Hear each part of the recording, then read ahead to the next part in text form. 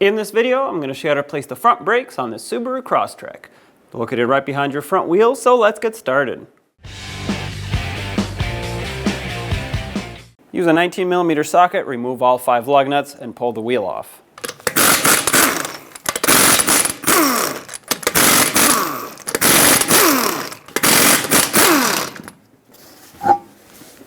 I'm going to pop the cap off the bleeder screw so we can push the pistons back as my first step. That way I can make sure the caliper is good and I don't need a new one. I have a collection bucket underneath and I'm going to use a 10mm wrench to break this free. Fluid will start dripping out at this point, and with the help of a pry bar that I can stick right in between the caliper and the pads, I'm going to compress the caliper in.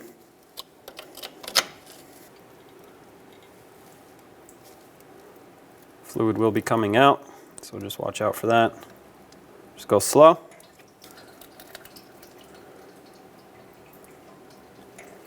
That confirms that my caliper pistons are good and that the slider pins aren't seized, because if these are seized, the caliper can't slide this way. I gave this a few seconds and there's no more air coming out of the bleeder screw, just clean fluid. So I'm going to close this off. That means there's no air in the hydraulic system, which you do not want. Snug it up a little bit. 1/8 of a turn after it bottoms out at most is what you want. And now let's clean it up with some brake parts cleaner.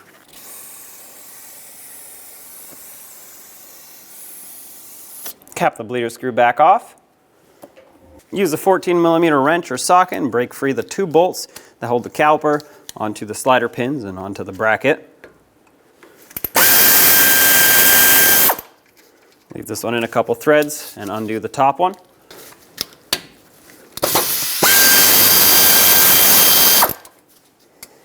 Now pull the caliper off and set it up on the control arm over there or up on the strut. Basically, you don't want it pulling on this brake hose. Remove the pads by simply sliding them out. If you need a pry bar or flathead screwdriver to help you out, go ahead and use it. Otherwise, they should slide right out. But if they're stuck, that means there's some issue here, most likely a lot of rust buildup that is squishing them together. These anti-rattle clips are wanting to fall out, so I'm just going to remove them at this point. We're going to have to remove them in a little bit anyway. Now you're going to want to use a 19mm socket and remove the 2 bolts that hold the caliper bracket onto the knuckle. On this top one, you probably won't be able to get a socket in here unless you have a low profile ratchet.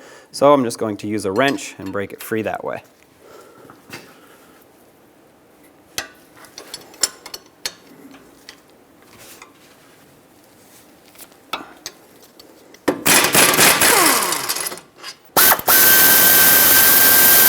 There's your bracket. Take it off and put it on your workbench so we can clean it up. Remove the rotor.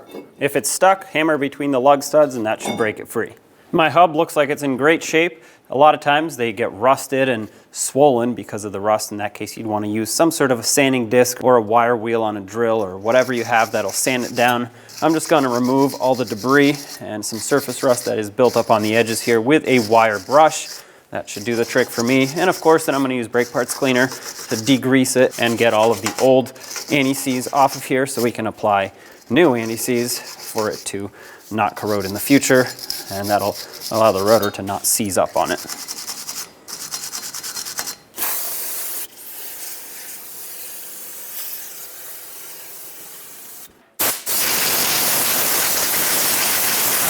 Apply a thin layer of anti-seize, that way it doesn't corrode in the future, like I said, and this is also going to prevent the rotor from getting stuck here for the next brake job. Now you don't want a lot, because if you put too much, as soon as you put the rotor on and it squishes, it's going to start flinging out as you drive. You want to avoid that. Take the new rotor and I'm going to mount it backwards at first. Although this has a special anti-corrosive coating, I still like to clean it up with the brake parts cleaner. A lot of times rotors do come with oil coated from the factory so that they don't rust while sitting on the shelf. Take a clean rag and some brake parts cleaner and just gently wipe this off. Might need several passes if yours has oil on it. Flip it over, install it the right way, and clean off the other side as well.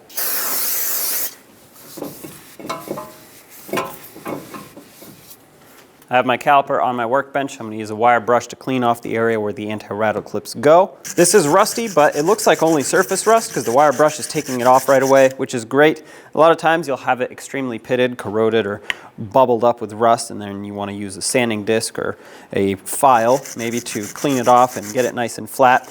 Now you don't want to remove too much material because if you do, the anti-rattle clips won't stay on and the pads will have too much movement and they'll clunk and clack every time you hit the brakes.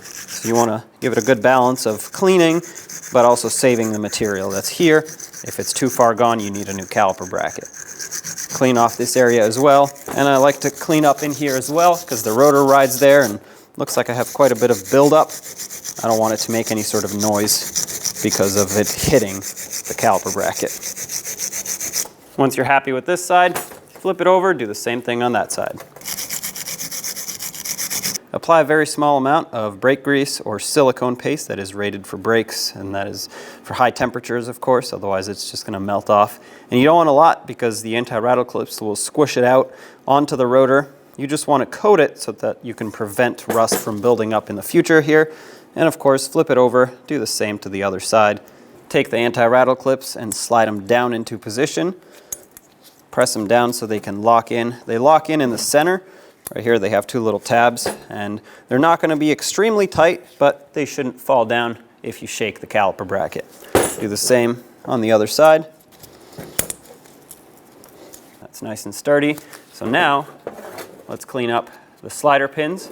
The way you do that is you just pull them straight out. I like to do these one at a time because one of them is going to have a rubber sleeve at the end. Wipe it off with a rag, inspect it. This one was not seized, it works very smoothly, so I'm not worried about it. The grease in here is also fairly fresh, and although it's black, it's meant to be black, that's brake grease, but it is clean.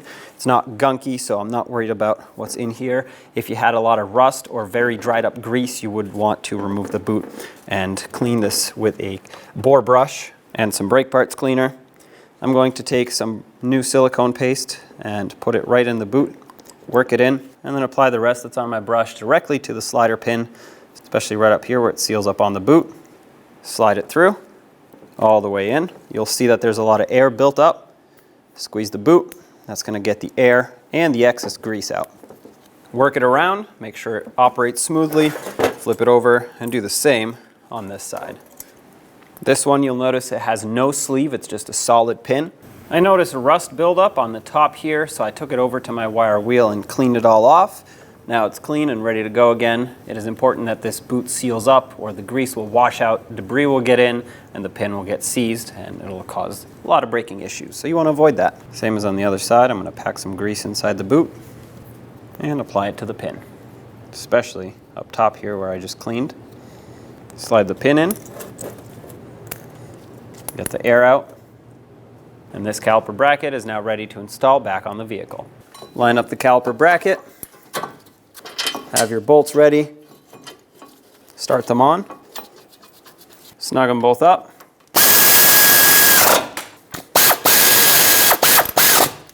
The torque on both of these is 100 foot-pounds. I can torque the bottom one, but I can't torque the top because I can't get a socket in here. So I'm just going to do my best to tighten it up with a wrench. So just do your best to tighten it up.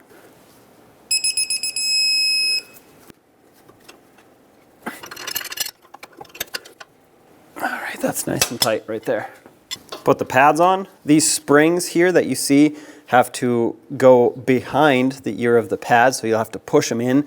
But also the wear indicators should be on the bottom. All pads on the front of this vehicle should have a wear indicator, not just the inner pads.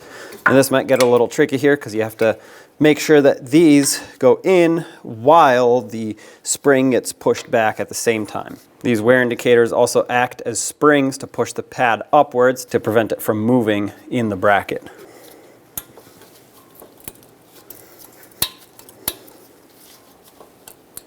This one's kind of stuck like that, and because this anti-rattle clip keeps falling off, sometimes it's easier to just put the outer pad in first so you can see it better, and then continue with the inner. Okay. Outer pad is in. That should hold the anti-rattle clips in place for the most part. Now I can continue with this one. There we go. Double check that everything is still in position. Pads can move around easily. Watch out, don't pop them out, but they can move around, which is what you want. You don't want them to be bound up. If they are, that means you likely have too much rust here and here, and you need to clean up some more. Now grab your caliper, slide it over the pads and over the bracket, of course.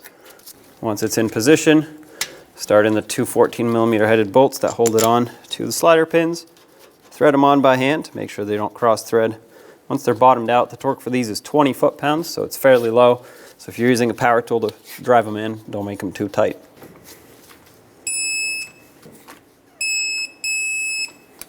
Let's get the wheel back on. Start on all 5 lug nuts, bottom them out in a cross pattern, and also in a cross pattern, torque them to 89 foot-pounds.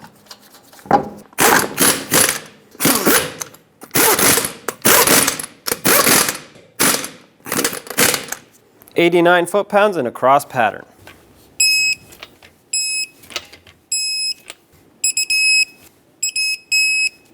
Double check them.